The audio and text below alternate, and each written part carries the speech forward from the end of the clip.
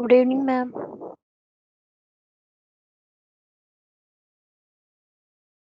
So let's start.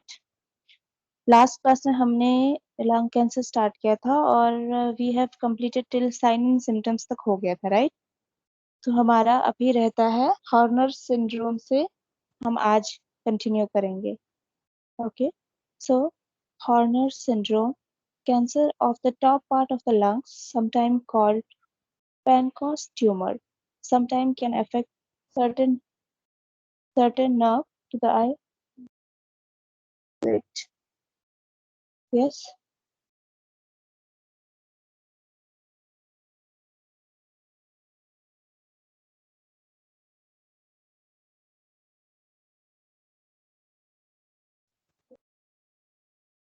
So yes, जो ये Horner syndrome है ना, ये इसमें क्या होता है कि कैंसर कहाँ फैलता है? Top most part of the lungs में. ठीक है, top most part of the lung में होता है, top part of the lungs में होता है. और इसको समटाइम हम क्या कहते हैं, पेनकॉस्ट ट्यूमर पे कहते हैं. Sometime can affect certain nerves to the eye and part of the face, causing a group of symptoms called Horner syndrome. और ये क्या होता है, लंग के टॉप पार्ट में होता है. तो ये कौन कौन से एरिया को अफेक्ट कर सकता है? जो नर्व्स गो थ्रू करती है आईज को, फेस को, ठीक है, इन सब को अफेक्ट कर सकता है. तो इसमें ग्रुप ऑफ सिंड्रोम्स दिखते हैं, ठीक है. और वो सिंड्रोम क्या क्या, वो ग्रुप ऑफ सिंड्रोम जो दिखते हैं उसको हॉर्नर सिंड्रोम बोलते हैं. और वो जो सिंड्रोम जो दिखते हैं वो ये है: ड्रूपिंग और वीकनेस ऑफ वन आईलिड, एक आईलिड वीक हो जाएगा, ठीक है, और ड्रूप आउट हो जाएगा. मतलब जैसे हमारा आईलिड हमेशा होल्ड में रहता है ना, हमारी आईज ओपन रहती है, तो वो उसमें कोई कंट्रोल नहीं रहेगा, ठीक है, आईलिड में कोई कंट्रोल नहीं रहेगा. रिड्यूस और absent sweating on the same side of the face sometime cause severe shoulder pain. तो कभी कभी क्या होगा कि स्वेटिंग जिस जिस साइड में मैंने बताया कि आईलिड ड्रूप आउट हो जाता है, उसी साइड में, उसी साइड ऑफ फेस के आप देख सकते हो कि कभी क्या होगा, स्वेटिंग कम हो जाएगी compare to the other side of the face. और या तो फिर एकदम ही स्वेटिंग होना बंद हो जाता है, ठीक है. और सम टाइम क्या करता है कि this causes severe shoulder pain होने लग जाता है उसी साइड में, सेम साइड में. Okay, this was about the Horner syndrome. Next syndrome which occurs in lung cancer is superior vena cava syndrome. इसमें क्या होता है ना, ट्यूमर जो लंग्स में डेवलप हो रहा है उसकी वजह से वो सुपीरियर वेना केवा जो है, जो हमारे बॉडी से ब्लड को कहाँ पहुंचाता है, डीऑक्सीजनेटेड ब्लड को हार्ट में पहुंचाता है थ्रू द वेन्स. तो उसमें क्या होता है, वो ब्लॉकेज होने लग जाता है, ठीक है. Tumour in this area can press on the superior vena cava which can cause the blood to back up in the vein. This can lead to a swelling in the face, neck, arms and upper chest. तो इसकी वजह से क्या होता है कि जो chest में ट्यूमर हो रहा है, जो लंग्स में ट्यूमर हो रहा है, वो क्या करता है, सुपीरियर वेना केवा को प्रेस कर देता है, प्रेस उसमें कंप्रेशन करना स्टार्ट कर देता है, जिसकी वजह से क्या होता है, बैक फ्लो होने लग जाता है ब्लड का, ठीक है. तो वापस से ब्लड हार्ट में जाने के बजाय, डीऑक्सीजनेटेड ब्लड हार्ट में जाने के बजाय वो वापस वेन में आने लग जाता है. और जिसकी वजह से क्या होता है, फेस, नेक, आर्म, अपर चेस्ट में क्या होता है, देखो, क्योंकि सुपीरियर वेना केवा का जो ब्लड सप्लाई होता है वो कहाँ से होता है, इसी पार्ट से होता है ना. और इंफीरियर वेना केवा का पूरे बॉडी से होता है. सुपीरियर का कहाँ से होता है, हेड होता है, नेक होता है, फेस, आर्म, अपर चेस्ट पे होता है. तो इन सारी जगहों में क्या हो जाएगा, स्वेलिंग आ जाएगी, क्योंकि क्या हो रहा है, ब्लड का बैक फ्लो हो रहा है.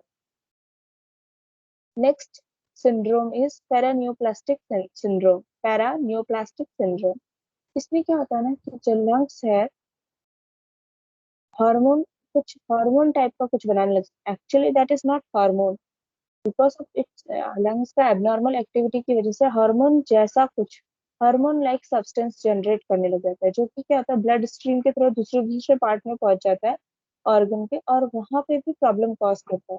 तो जो सिम्टम्स अराइज होते हैं ये जो हार्मोन लाइक सब्सटेंस बनाने की वजह से, और जो ब्लड स्ट्रीम से दूसरे बॉडी पार्ट में रीच करता है, तो उससे ऐसा लगता है कि इस पार्ट में भी कैंसर स्प्रेड हो चुका है. बट अगर टेस्ट कराओगे तो उस पार्ट में कैंसर स्प्रेड नहीं हुआ है. It is only because of that hormone like substance.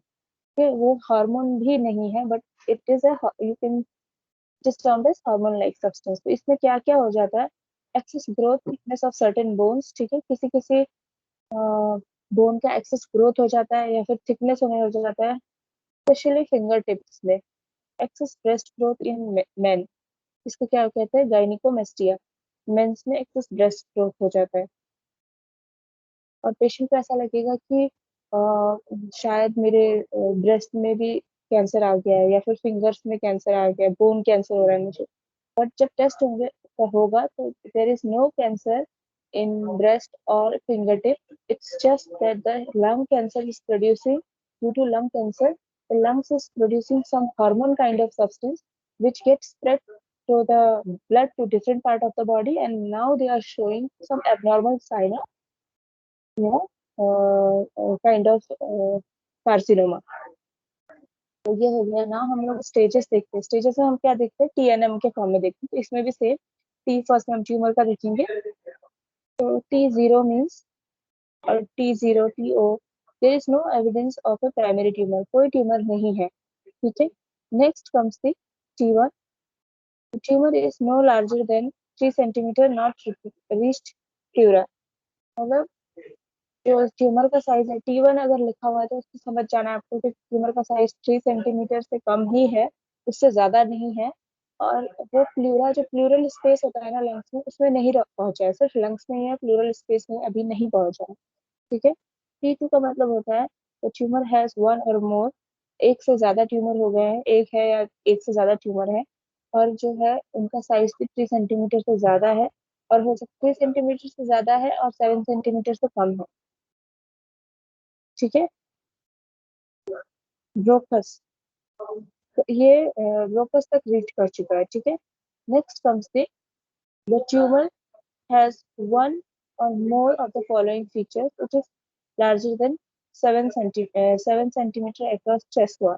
और ये क्या है, इसमें क्या है कि एक से ज्यादा ट्यूमर है डेफिनेटली, एक है या एक से ज्यादा ट्यूमर है, और इसमें जो इसका साइज है वो 7 सेंटीमीटर से बढ़ चुका है, और कहाँ तक, चेस्ट वॉल तक पहुंच चुका है, ठीक है। The cancer has one or मोर, जो T4 है लास्ट, उसमें क्या होता है, the cancer has one or more tumour, a tumour of any size has grown into the space between the lungs.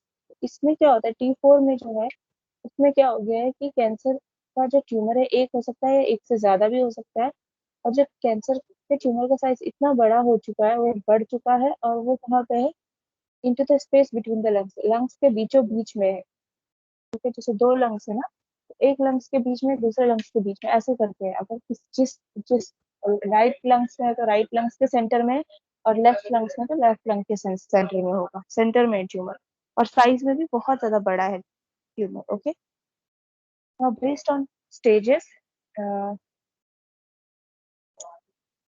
No notes notes and, हम अभी stage देखेंगे। पहला वाला जो हमने स्टेज देखा है वो ट्यूमर के साइज के ऊपर होता है, ठीक है। अब नोड्स कहाँ पे, लिम्फ नोड में कहाँ कहाँ पहुंचा है उसके बेसिस में देखेंगे।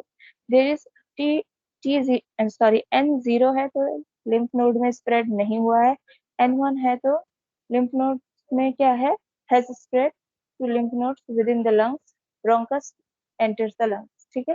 तो इस केस में क्या हो गया कि लिम्फ नोड में एंटर हो चुका है, ओके, जो, और लिम्फ नोड कहाँ के लिम्फ नोड में एंटर हुआ है, जो लंग्स के आजू बाजू में जो लिम्फ नोड्स है उसमें एंटर हुआ है, ठीक है।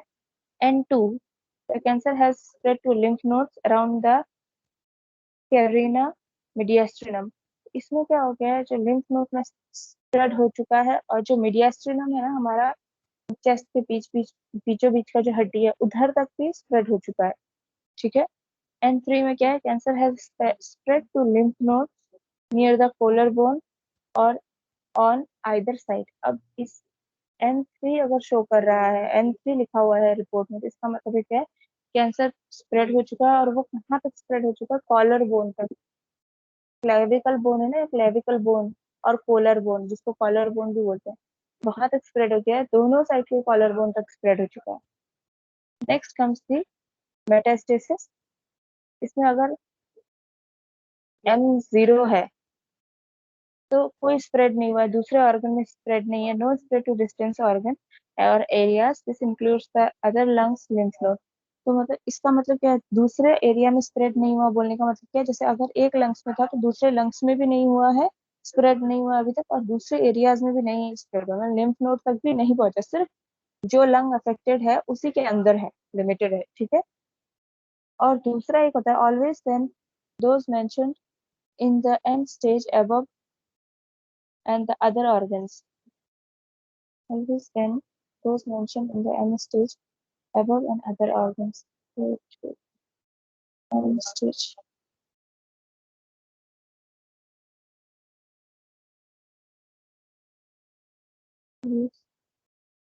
If this leave this one, I will. I'm getting confused. ये जो लाइन है इसमें मुझे थोड़ा कंफ्यूजन है, मैं इसको क्लियर करके आप लोगों को समझा दूंगी। अभी आगे बढ़ते हैं, ठीक है। अभी के लिए इसको छोड़ दो। M1A, अगर M1A लिखा है तो इसका मतलब क्या है, the cancer has spread to the other lungs, दूसरे लंग्स में भी स्प्रेड हो चुका है, ठीक है। पहले एक लंग्स में था, अब उससे दूसरे में भी स्प्रेड हो चुका है।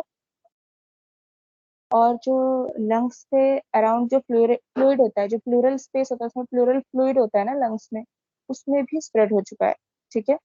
M1B, इसका मतलब क्या रहता है, cancer has spread to distance distant lymph nodes और टू अदर ऑर्गन्स। अब इसमें क्या है कि जो कैंसर है ना, वो डिस्टेंस दूर दूर के लिम्फ नोड्स तक भी फैल चुके हैं, और इवन लंग्स से बाहर दूसरे दूसरे ऑर्गन्स में भी हो चुका है। अब आप डायग्नोस कैसे करोगे, डायग्नोस्टिक इवेलुएशन कैसे करते हैं हम,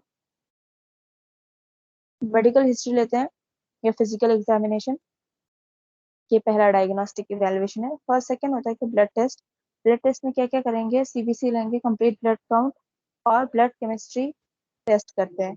ब्लड केमिस्ट्री टेस्ट में जो ज्यादा इंपॉर्टेंट है वो है एलडीएच का लेवल, डिटरमाइन करता है एलडीएच का लेवल।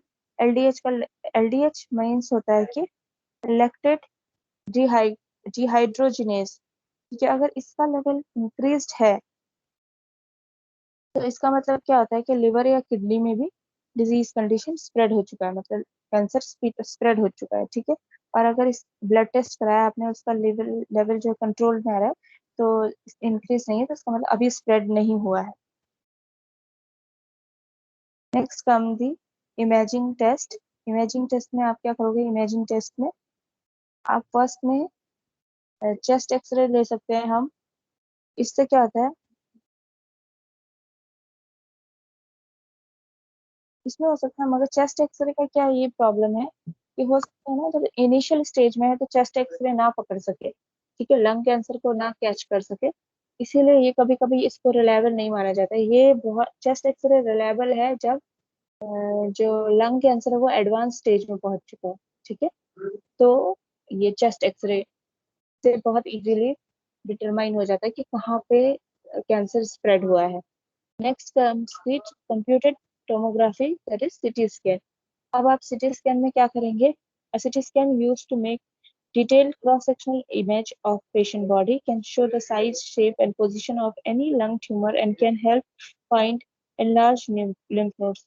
सीटी स्कैन में क्या होता है ना कि हमको एक डिटेल्ड क्रॉस सेक्शनल, मतलब आर पार दिखने लायक इमेज मिलता है बॉडी का, ठीक है, पेशेंट की बॉडी का। तो उसमें क्या होता है कि आपको एग्जैक्ट साइज का पता चल जाएगा, ट्यूमर का शेप में कौन से शेप में है, किस जगह पे पोजीशन कहाँ है, ये सारी चीजें पता चल जाती है, ठीक है। और इवन हमको सिटी स्कैन में ये भी पता चल जाता है कि कौन कौन से लिम्फ नोड में भी एनलार्जमेंट है, मतलब स्वेलिंग है, तो चांसेस है कि इन सारे ये सारे लिम्फ नोड्स पे क्या हो गए, अफेक्ट होने स्टार्ट हो गया है, इनमें भी ट्यूमर बाद में जनरेट हो सकता है, ठीक है।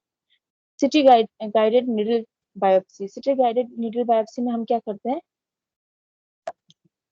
अगर किसी पेशेंट में जो कैंसर वाला एरिया है, हमको डॉक्टर को ऐसा लग रहा है कि ये बहुत अंदर है, मतलब बाहर नहीं है, बहुत अंदर है, तो इसमें क्या करते हैं, a CT scan can be used to guide a biopsy needle into the suspected area। तो इसमें क्या करते हैं, सिटी स्कैन के अंदर, तो सिटी स्कैन के मॉनिटरिंग में स्क्रीन लगाएंगे, सिटी स्कैन करते हुए उसमें क्या होता है, एक बायोप्सी करते हैं, निडल को इंसर्ट करते हैं, क्योंकि ऊपर दिख नहीं रहा है, ठीक है, तो बायोप्सी के थ्रू निडल को इंसर्ट करेंगे और वहां से सर्टेन टिश्यूज को निकाल के फिर उसको लैब में एग्जामिन करा सकते हैं। तो दिस इज ऑल्सो यूज, और ये काफी कंफर्म्ड रिजल्ट शो करता है, ठीक है। Then comes the position emission tomography, positron emission tomography, PET scan। इसमें क्या होता है, इस टेस्ट में क्या करते हैं, हम एक रेडियो एक्टिव सब्सटेंस पेशेंट के बॉडी में इंजेक्ट करते हैं, ठीक है। उसके बाद उसका क्या करेंगे, स्कैन करेंगे। तो अब क्या होता है, अगर रेडियो एक्टिव सब्सटेंस है उसको इंसर्ट कर दिया, इंसर्ट कैसे करेंगे, आईवी के थ्रू इंसर्ट करेंगे, ठीक है। आईवी कैनुला लगाएंगे पहले, और उसके बाद जब सिटी स्कैन के में स्कैनिंग के लिए पेशेंट को भेजेंगे ना, उससे जस्ट 2 मिनट्स बिफोर थोड़ा थोड़ा करके वो रेडियो एक्टिव सब्सटेंस इंसर्ट करते हैं पेशेंट की बॉडी में, ठीक है। और इससे क्या होता है कि और बाकी फिर उसका क्या होगा, सिटी स्कैन करना स्टार्ट कर देंगे। तो इसमें क्या होगा कि जहाँ पे रेडियो एक्टिव सब्सटेंस चला गया, ठीक है, बॉडी में, अब क्या होगा कि जहाँ पे भी ट्यूमर है, तो वहां पे ये रेडियो एक्टिव सब्सटेंस ब्लॉकेज में शो होगा, वहां जम गया है, या फिर ऐसे इजीली वो डिटरमाइन कर देता है, उससे पता चल जाता है कि यहाँ पे क्या है, ट्यूमर है। ये भी एक बहुत अच्छा तरीका है फाइंड आउट करने का कि ट्यूमर है या नहीं है बॉडी में, और ये बहुत हद तक होता है, ठीक है, ये टेस्ट। नेक्स्ट कम्स से निडल बायोप्सी। अब निडल बायोप्सी में क्या करोगे आप, छोटा सा सैंपल लेते हैं, जो सस्पिशियस एरिया, मतलब जहां हमको लग रहा है या डॉक्टर को लग रहा है कि यहाँ पे चांसेस है कि पेशेंट को कैंसर हुआ है, तो उस एरिया को में से थोड़ा सा मांस निकाल लेते हैं, ठीक है, थोड़ा मीट का टुकड़ा निकालते हैं, या यू कैन से सेल और टिश्यूज निकालते हैं, नॉट सेल, टिश्यूज निकालते हैं। और इसके बाद उसको लैब टेस्ट के लिए भेज देते हैं, ठीक है। ये दो तरीके से होता है, एक होता है fine needle aspiration, FNA biopsy, और एक होता है कोर बायोप्सी। तो फाइन नीडल बायोप्सी में क्या होता है ना, कि एक बहुत पतला सा निडल बॉडी सरफेस से अंदर डालेंगे और उससे बायोप्सी करते हैं। वो बहुत पतला से निडल के हेल्प से जो मोस्ट ऑफ द टाइम ये जो फाइन नीडल बायोप्सी है वो होता है कि प्लूरल फ्लूइड को निकालने के लिए होता है, ठीक है। देन कोर बायोप्सी में क्या होता है, अगर जो मैंने अभी बताया आपको कि अगर ऐसा सस्पेक्टेड है कि जो ट्यूमर है वो बहुत अंदर है, तो इसमें क्या था, मैंने बताया ना सिटी गाइडेड नीडल बायोप्सी, तो इसमें क्या था, सिटी स्कैन के साथ, सिटी स्कैन में देख देख के और उसका स्क्रीन में देखते हुए क्या करते हैं, निडल से बायोप्सी करते हैं, तो वो कोर बायोप्सी में आता है जो, क्योंकि उसमें डाउट है कि बहुत अंदर भी हो सकता है कि कैंसर सेल प्रेजेंट हो, तो उसके लिए कोर बायोप्सी करते हैं। देन पेशेंट का ब्रोंकोस्कोपी भी हो सकता है, ठीक है। ब्रोंकोस्कोपी में भी यही होता है कि कहीं पे ट्यूमर है या नहीं है, या फिर ब्लॉकेज है या नहीं है, वो फाइंड आउट करते हैं, ठीक है। थोरैकोस्कोपी भी करवाते हैं पेशेंट का। ब्रोंकोस्कोपी में भी क्या होता है, पेशेंट को अनकॉन्शियस कर देंगे, और उसके बाद में जैसे स्क्रीन होगा, जैसे सिटी स्कैन हो रहा है, एक स्क्रीन है, उसमें ही उसमें देखते देखते मीन्स निडल से मुंह के थ्रू, माउथ के थ्रू पेशेंट को अनकॉन्शियस कर दिया, माउथ के थ्रू निडल इंसर्ट करेंगे लंग्स पर, और उसके बाद फिर आदमी वहां पे जहाँ पे जैसे ट्यूमर टाइप का दिख रहा है उस जगह से मीट इकट्ठा करके लेके आएंगे, ठीक है, मांस लेकर के आएंगे। Then comes the management. अब मैनेजमेंट में क्या आता है, पहले हम देखेंगे मेडिकल मैनेजमेंट, ठीक है। तो अगर बहुत बहुत इनिशियल स्टेज है, ठीक है, तो उसमें क्या आता है, फोटोडायनेमिक थेरेपी भी दे सकते हैं, PDT, ठीक है। This type of treatment can be, ये सिर्फ और सिर्फ उन्हीं पेशेंट के लिए वर्क करता है जो एकदम अर्ली स्टेज में है, जिनका लंग कैंसर के अर्ली स्टेज में, उन पे वर्क करता है इसमें। इसमें फोटोथेरेपी दिया जाता है basically, okay. Then comes the thoracentesis. अब थोरासेंटेसिस में क्या आता है, जैसे प्लूरल फ्लूइड है, उसका एक्युमुलेशन हो गया, ठीक है, तो उसके लिए क्या करेंगे, प्लूरल फ्लूइड को ड्रेन आउट करने के लिए थोरासेंटेसिस करते हैं, क्योंकि एक्सेसिव प्लूरल फ्लूइड जनरेट हो रहा है, और वो क्या हो रहा है, एक्युमुलेट हो रहा है, ठीक है, प्लूरल कैविटी में। तो ज्यादा टेंशन क्रिएट करेगा ना, प्लूरल कैविटी में भी एक स्पेस होता है, जितना उसका कैपेसिटी होता है कि इतना प्लूरल फ्लूइड वो होल्ड ऑन कर सकता है, बट उससे ज्यादा अगर एक्सेसिव सेक्रेशन हो रहा है या abnormal secretion of pleural fluid हो रहा है, तो वो क्या करते हैं, तो वो टेंशन में आ जाता है, और वो that is also very painful and very uncomfortable for the patient. Even in case of this excessive pleural fluid accumulation, the patient is not able to breathe properly also. So what the doctors does, they drain, it is a surgical procedure, ठीक है, ये सारे surgical procedure है, तो इसमें हम as a nurse assist करेंगे doctor को, हम नहीं कर सकते हैं ये सारे प्रोसीजर। तो इसमें क्या करते हैं, एक छोटा सा इंसिजन बनाते हैं, और उसमें से चेस्ट के ऊपर इन बिटवीन द रिब्स एक छोटा सा इंसिजन होगा, और उससे एक फाइन ट्यूब टाइप का इंसर्ट करके जो प्लूरल फ्लूइड है उसको पूरा ड्रेन आउट कर लेते हैं। लेजर थेरेपी भी दे सकते हैं, बट लेजर थेरेपी हम सिर्फ और सिर्फ जो ट्यूमर बहुत छोटे से साइज का है, ठीक है, उसके लिए देते हैं।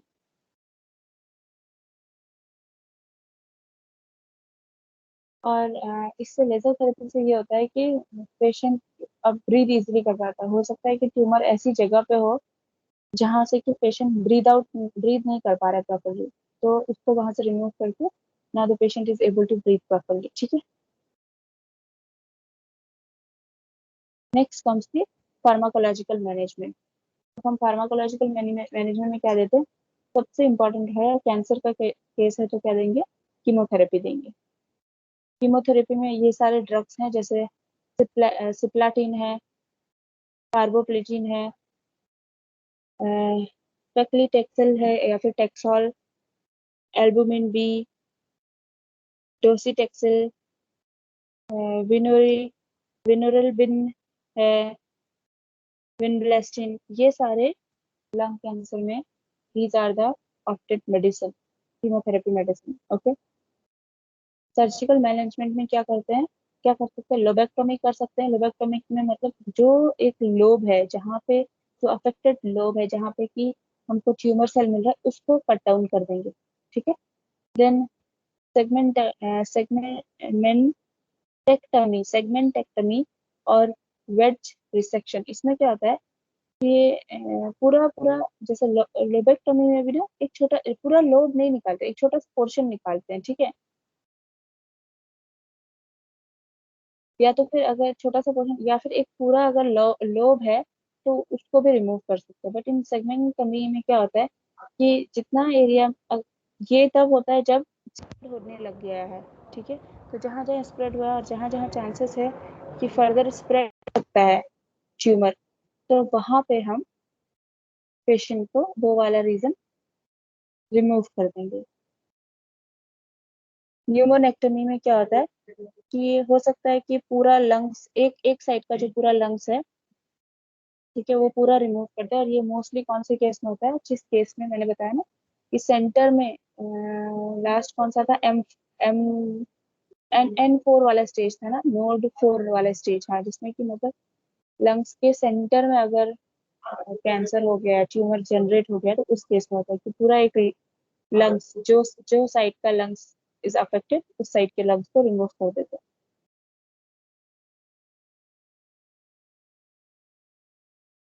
इसमें video assisted thoracic surgery, watts में क्या होता है कि वीडियो, जो सर्जरी है वो किस कैसे होती है? स्क्रीन में देख देख के परफॉर्म होती है, ठीक है। इसको इस केस में ये जो वैट्स है, इसमें हम अर्ली स्टेज ऑफ कैंसर को, लंग कैंसर को ट्रीट किया जा सकता है। और स्पेशली अगर जो कैंसर का ट्यूमर है वो कहाँ पे प्रेजेंट है? Outside, outer part of the lungs में प्रेजेंट है, तो इसमें क्या था, एक छोटा सा इंसिजन करते हैं थोरेसिक कैविटी से, और उसके बाद स्क्रीन में देखते हुए गाइडेड सर्जरी होती है, ठीक है। देखो सेम वही इसी का प्रोसीजर लिखा, during this operation a thin rigid tube with a tiny video camera on the end is placed through a small cut in the side of the chest to help the surgeon to see inside the chest on a TV monitor, ठीक है। एक छोटा सा camera भी insert करते हैं, cut लगा के एक छोटा सा कैमरा भी इंसर्ट करते हैं बॉडी के अंदर, ताकि सर्जन जो है इजीली बॉडी के अंदर भी देख सके, ठीक है। बड़ा इंसिजन नहीं होता है।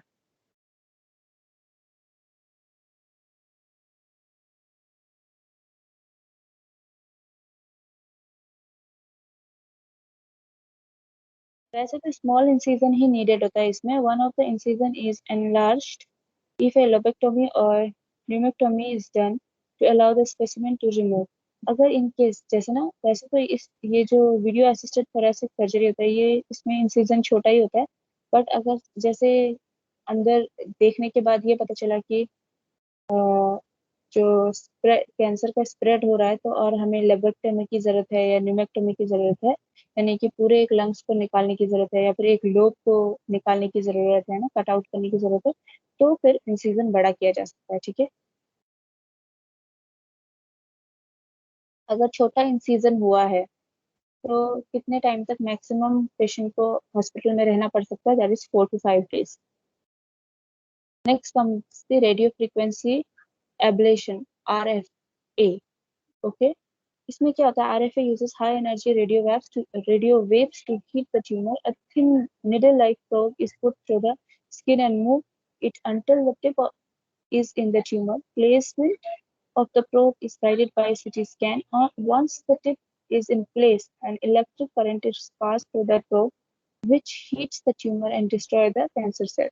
इसमें क्या होता है ना, ये रेडियो एक्टिव फ्रीक्वेंसी के थ्रू, जो कि high high energy radio waves होते हैं, उसके थ्रू एक से निडल जैसा दिखने वाला एक प्रोब होगा, मतलब एक इंस्ट्रूमेंट है, ठीक है, जो कि रेडिएशन एमिट कर रहा है, मतलब रेडिएशन रिलीज कर रहा है, ठीक है, उसके थ्रू जिस एरिया में ट्यूमर है उस एरिया को बर्न आउट कर दिया जाता है, ठीक है। और इसमें स्क्रीन में ये भी स्क्रीन असिस्टेड ही होगा,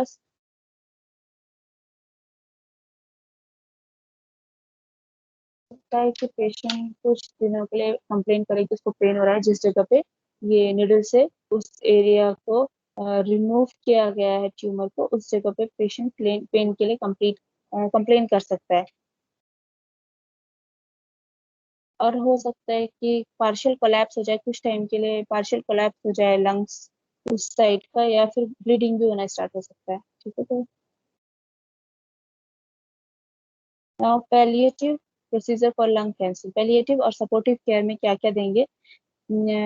इसका मेन एम होता है, पैलिएटिव केयर या फिर सपोर्टिव केयर का मेन एम जो होता है कि जो पेशेंट को सिम्टम्स आ रहे हैं ट्यूमर की वजह से, जो जो सिम्टम्स आ रहे हैं उसमें रिलीफ पहुंचा सके हम लोग, ठीक है, और पेशेंट के जो हेल्थ है उसको इम्प्रूव किया जा सके, उसकी क्वालिटी ऑफ लाइफ को इम्प्रूव किया जा सके। जैसे कि कौन कौन से इशू को हम ध्यान देते हैं, physical emotional and coping, spiritual, ठीक है। हम उसका फिजिकल हेल्थ में ध्यान देते हैं, पेशेंट का इमोशनल सपोर्ट प्रोवाइड करते हैं, उसको कोप अप करवाने की कोशिश करते हैं, ठीक है, प्रेजेंट सिचुएशन से, स्पिरिचुअल सपोर्ट के लिए हेल्प करते हैं। नर्सिंग मैनेजमेंट में क्या आ जाएगा, मॉनिटर असेसमेंट में monitor the sign and symptoms of respiratory failure, administer chemotherapy and other desired medication, educate patient with this this disease and its progression, ठीक है, पेशेंट जिनको इस तरह का डिजीज कंडीशन है आपको पता लगता है तो उनको एजुकेट करना जरूरी है, और ये बताना भी जरूरी है कि ये डिजीज कितने जल्दी प्रोग्रेस करता है, ठीक है। लैब इन्वेस्टिगेशन करवाना जरूरी है, रेस्पिरेटरी असेसमेंट की जरूरत है कि रेस्पिरेशन प्रॉपर हो रहा है नहीं हो रहा है, कितना रेस्पिरेटरी फेलियर है ये पता लगाने के लिए ये रेस्पिरेटरी असेसमेंट की जरूरत है। पेशेंट को क्या नॉलेज है उसके डिजीज कंडीशन के बारे में, और वो कितना समझ रहा है अपनी डिजीज कंडीशन को, ये असेस करना भी जरूरी है। पेशेंट के एंजाइटी लेवल क्या है ये देखना जरूरी है, और उसको based on his anxiety level आपको उसको सपोर्ट सिस्टम प्रोवाइड करना है। और उसको कार्सिनोजेन, एक्सपोजर टू कार्सिनोजेन, मतलब जो कुछ हार्मफुल रेज ये सब का क्या इफेक्ट हो सकता है ये भी बताना है, ठीक है, पेशेंट को। नर्सिंग डायग्नोसिस क्या क्या होगा, इनइफेक्टिव लंग्स में है तो definitely ineffective airway clearance related to increase tracheobronchial secretion, ठीक है, लंग कैंसर में क्या होता है, एक्सेसिव सेक्रीशन, म्यूकस सेक्रीशन होने लग जाता है, जिसकी वजह से क्या हो सकता है, एयरवे का जो हमारा पाथवे है उसमें ब्लॉकेज हो सकता है, और जिसकी वजह से इनइफेक्टिव एयरवे हो जाएगा, ठीक है, इनइफेक्टिव एयरवे। नेक्स्ट इज, अगर देखो फर्स्ट अगर डायग्नोसिस में इनइफेक्टिव एयरवे है तो इसका मतलब क्या है, इनइफेक्टिव ब्रीदिंग पैटर्न भी होगा, अगर ब्लॉकेज है रेस्पिरेटरी कैनल में ही ब्लॉकेज है तो क्या होगा, उसकी वजह से ब्रीदिंग पैटर्न भी डिस्टर्ब होगा, इनइफेक्टिव हो जाएगा, ठीक है। Third is altered nutrition less than body requirement related increase metabolic demand and decrease food intake, ठीक है। क्या होता है कि न्यूट्रिशन पैटर्न अल्टर अल्टर हो रहा है, अफेक्ट हो रहा है, जितना बॉडी को चाहिए उतना nutrition patient is not able to take, metabolic demand ज्यादा है, बॉडी का डिमांड ज्यादा है मगर सप्लाई कम है, ठीक है।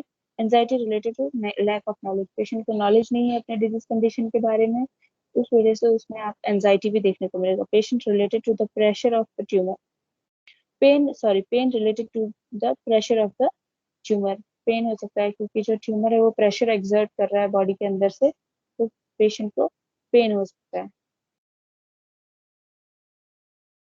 देखो कंक्लूजन में हम क्या देख सकते हैं, while lung cancer remains a very challenging cancer to treat, new treatments that capitalize on advances in our understanding of cancer, it is likely that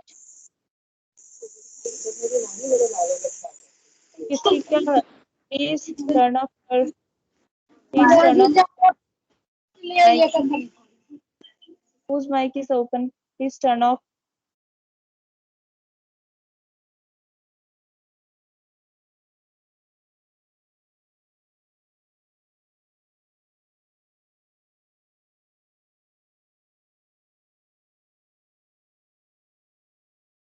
So I think this was all about the lung cancer. कहीं पे कोई doubt है तो you can ask me. Till that point I am taking your attendance. तब तक देखो, revise करो, कहीं पे डाउट है तो मुझसे पूछना.